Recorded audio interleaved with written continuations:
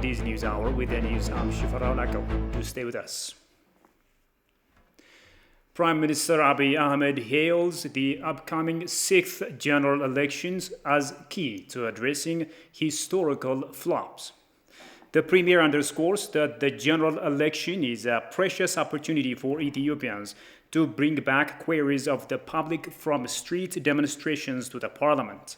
The Premier said the country should learn from the mistakes done in the previous elections and lay foundation for democracy. In his statement on Sunday, the Premier urged the public to take voters' ID to support the process. He reaffirms that the election will be conducted whatsoever to designate a legitimate government.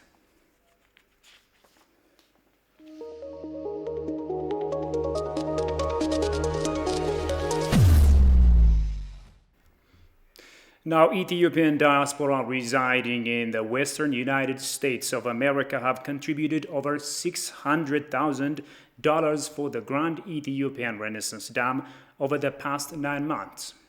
This was announced by Ambassador Mulugeta Kadlil, Ethiopia's Consul General in Los Angeles, during a discussion held with Ethiopian diaspora in Los Angeles. During the discussion, Salamawit Dawit, Director General of the Ethiopian Diaspora Agency, lauded ongoing efforts of the diaspora community to support their country of origin. Meanwhile, Minister of Water and Energy Selashi Bekkele called upon Ethiopians in Canada to intensify support for the flagship project while giving an update on the GERD to the diaspora at a webinar. Selashi urged the diaspora to consider themselves as ambassadors to their country, declaring the rights of Ethiopia to an equitable and fair utilization of the Nile River basin.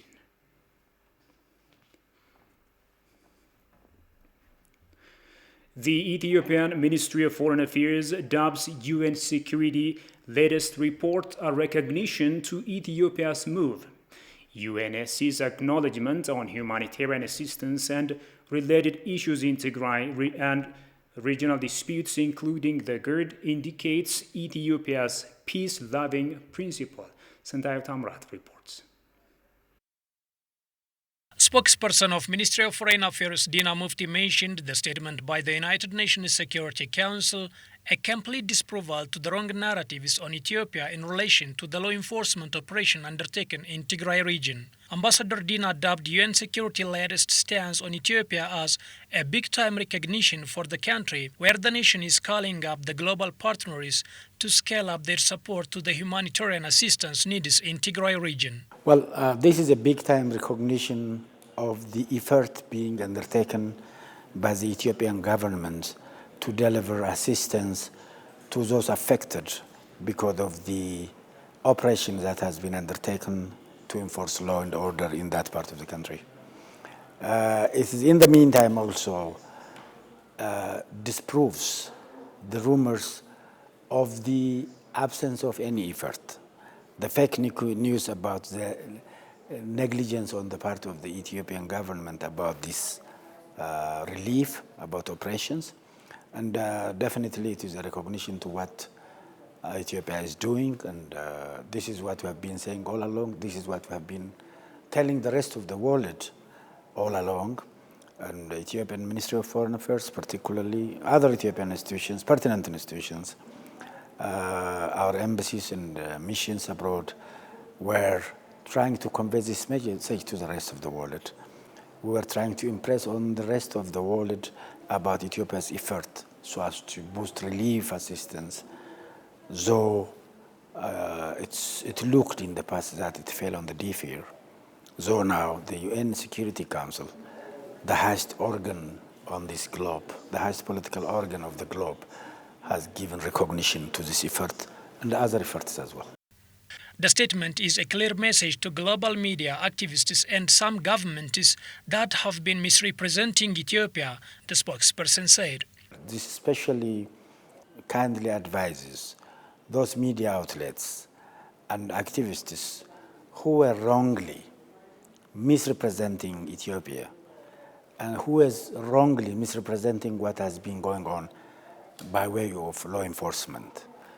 Because this also assures that what Ethiopia has done is purely an internal matter because it says the UN Security Council reiterates its commitment to Ethiopia's unity, territorial integrity, and sovereignty. This is a big statement. And this means whatever Ethiopia has been doing by way of enforcing law and order has been an internal matter of the country. This is what we have been saying all along. Though others were not caring about it, they were portraying it as if Ethiopia is, doing this vis-a-vis another country, another independent country. So this is really, one is an advice and notification to those who, either deliberately or with ignorance, have been carrying around wrong information about what has been going on. UN Security Council recognition to the engagement of AU and IGAD in the matter as well as regional disputes including GERD and Ethio-Sudan border dispute is a reassurance that Ethiopia's principle of solving African problems by Africans is the right one. UN is a global organization. IGAD is a regional organization, whereas AU is a continental organization. There is a complementarity of these organizations. And Ethiopia has been enforcing rules and regulations which these organizations have enshrined in their charters. One of it is actually Ethiopia has been subscribing to solving African problems via African means, with African efforts. This is what Ethiopia has been doing with regard to the trilateral negotiations on the GERD.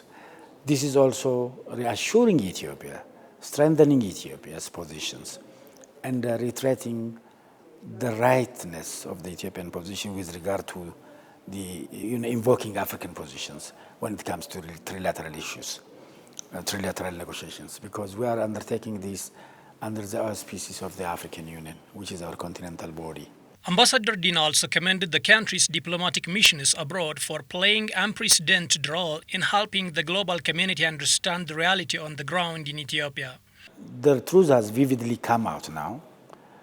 There were others who have been vacillating, and there were others who are misrepresenting this truth, this reality.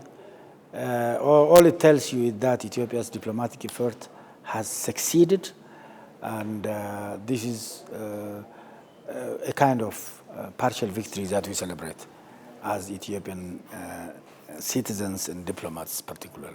Asked about the latest development with the border disputes with Sudan, Dina said Ethiopia is still insisting on peaceful means.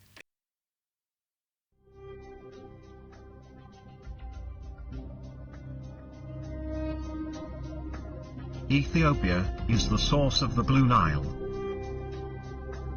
and contributes over 85% of the Nile's stream flow. To this day, Egypt and Sudan are using 100% of the water, sticking to their 1959 colonial agreement between them. Not being signatories, Ethiopia and other upstream states do not recognize this agreement.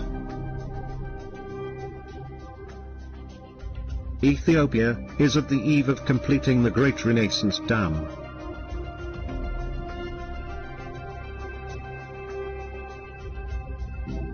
Costing over $5 billion that is being paid by ordinary Ethiopians. This dam will generate 5.1 gigawatt of power, and it is a non-consumptive, eco-friendly, existential necessity to millions. The three countries have been in dispute over the construction, filling and operation of this dam. Even thought this dam provides major benefits to Sudan and Egypt in terms of reducing evaporation loss, silt, sedimentation and unexpected flood.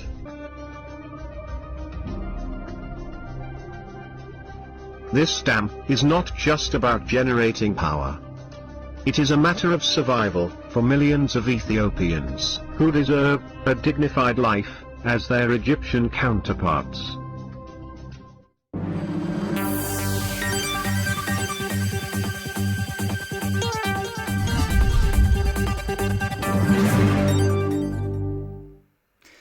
Welcome back, you're still watching Addis News Hour.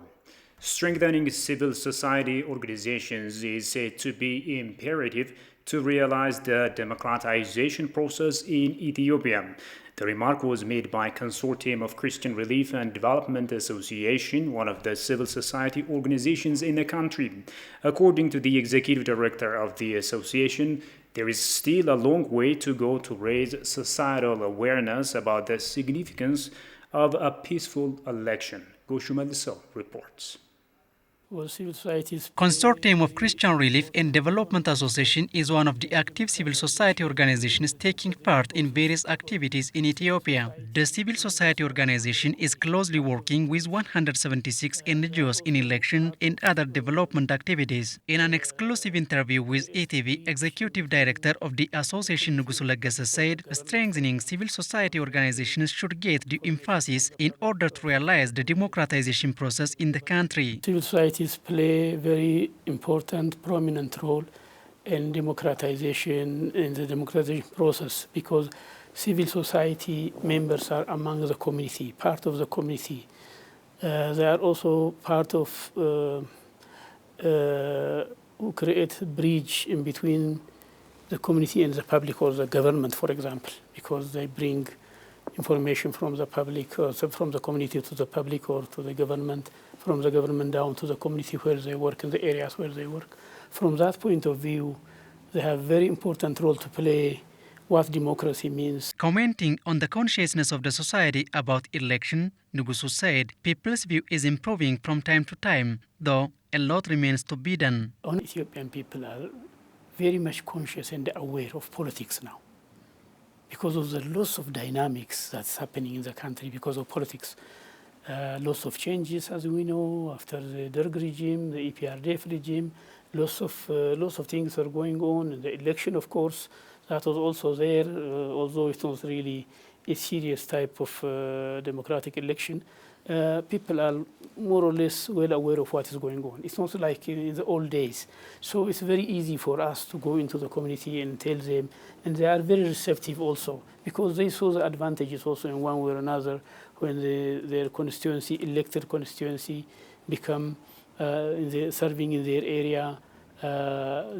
People are really more aware and conscious. Even now they can also challenge sometimes, questioning some of them, honestly. Nugusu underlined that the people would not lose appetite for the coming election if the previous ones were conducted fairly. 2005 election was probably the most well-contested elections that we had so far. In that election, the government made it really a little bit more open so that anyone can participate in that election, thinking that the government established itself so that they can win. Then the situation turned. It was a difficult time. So since then, everybody almost lost interest in this election. So this current election, we are hoping everything is okay, everything is in place so far. So we are hoping for the best, and then a good election will be contested, and then a winner will come out. Even though there are security threats in the country, the process of upcoming general election is appreciated, he added. Everything, the process is really better organized. The only thing is now the bits and pieces of lack of security here and there that you see in some of the countries, in some part of the country, for example. That is the only concern that I may have. Otherwise, as far as the general election is organized, it is better and well organized, I would say. The upcoming 6th general election, which holds hope and fear, is slated to be held on June 5, 2021. Now, the special envoy and ambassador of Ethiopia to Saudi Arabia, Lencho Bati, held discussion with Saudi Minister of State for African Affairs, Ambassador Ahmed Katan. The discussion between the two officials covered areas of bilateral and regional issues of mutual concern and about Ethiopians residing in Saudi Arabia. At the end, they agreed to work together to facilitate the speedy repatriation of Ethiopians detained in Saudi Arabian detention centers. That's according to the Ministry of Foreign Affairs.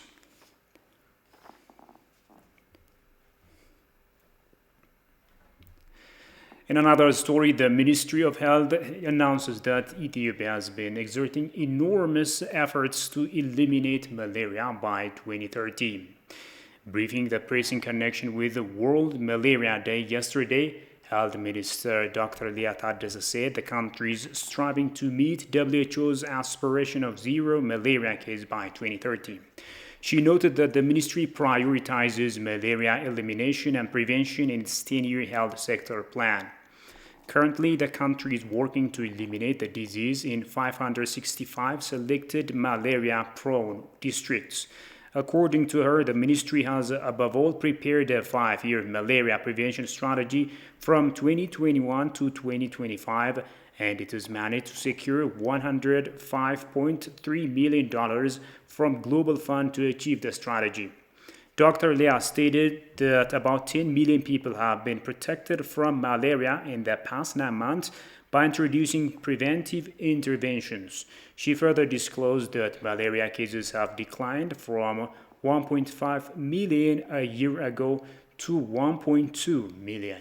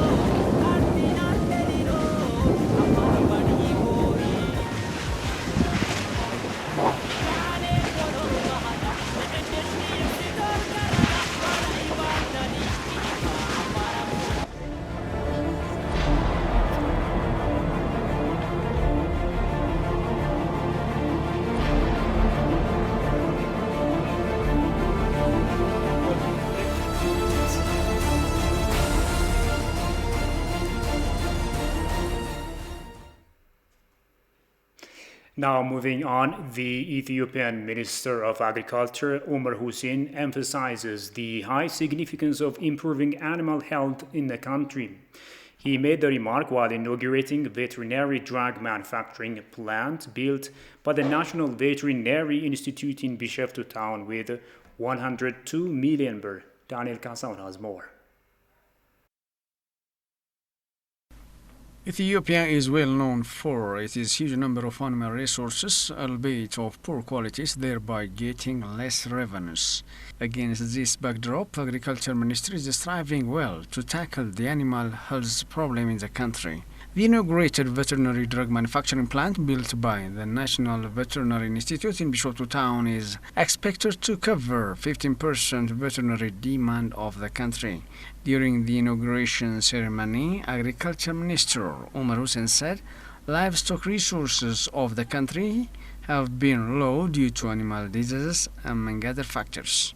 ዓለም ላይ በጣም ኤክስፖርት በሚደረግበት ጊዜ When we try to export our animal resources, our international buyers trace back to how the animal health is being handled in the country. In the current status, Ethiopia is by far lagging behind meeting international standards. Now, the inauguration of this huge veterinary drug manufacturing plant would have great significance to improve the existing scenario. He underscored that the realization of the plant demonstrates the results that can be achieved by mobilizing potential domestic capacity. The newly inaugurated plant will help to enhance livestock productivity and accelerate the sector's growth for the country, earn foreign currency. አይታችሁ ከሆነ በግብርና ፖሊሲ ውስጥም እንዳመላከት ነው ትልቁ ነገር ኤክስፖርትን ማጠናከር As we have clearly indicated it in our agriculture policy, strengthening export and providing import substitution is critical for the country. We are now working adequately in crops and the trend is worthy to be applied in animal production. We have double benefit if seriously doing on it. On the other hand, there is a chance to export. On the other hand, supports import substitution. National Veterinary Institute Director General Marta Yemi said on her part that the plant will play a big role in meeting the high demand of veterinary vaccines. It will produce 91.5 million veterinary tablets annually with 60% production capacity. The institute is currently producing 23 types of vaccines for animals with over 250 million doses annually.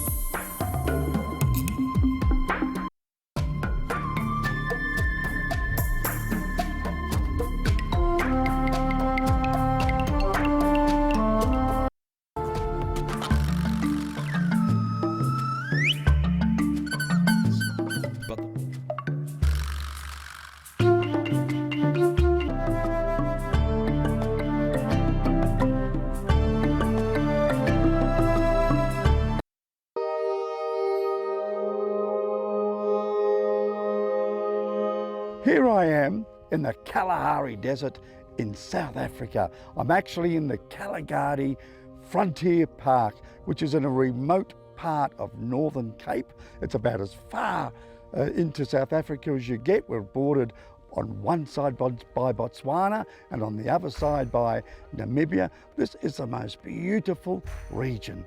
It is everything you expect a desert to be, but with African animals.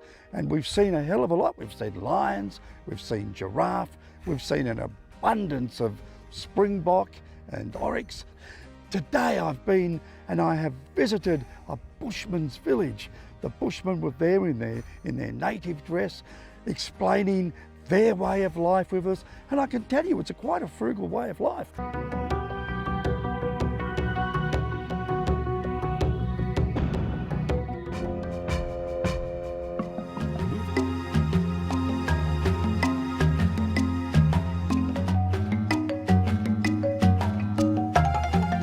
And their lifestyle may be simple, but it seems to be that they're very, very happy people. Then now we are back in our place where we was bushman.